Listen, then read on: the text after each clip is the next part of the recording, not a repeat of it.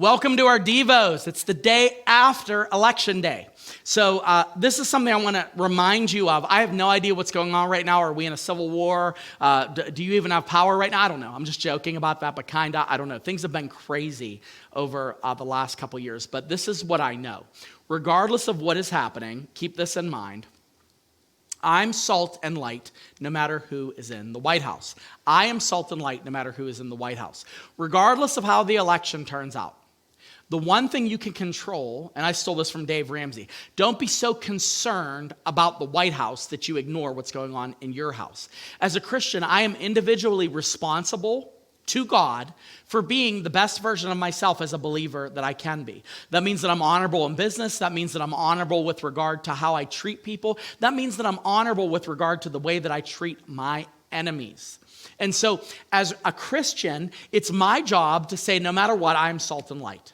It's my job to say, no matter what, I am truly going to be completely conformed to what God wants.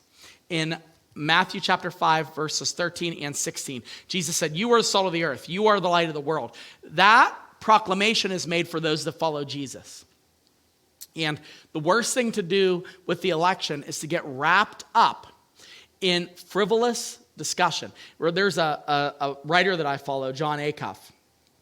And he said the line between informed and obsessed is very thin when it comes to politics. You're like, well, I just want to be informed, and I know all these things, and you follow all the conspiracy theory trails, and then you follow the fake news trails, and you're finding yourself in the middle, and you know everything, and that's where I was. So I want to be informed. I don't want to be obsessed. I would rather be known as a Christian who knows what's going on, but is articulate more in how to treat other people and how to care for my family and how to care for those around me than to know all the ins and outs of all of the idiosyncrasies of the election and what has happened in our government. So you're salt and light.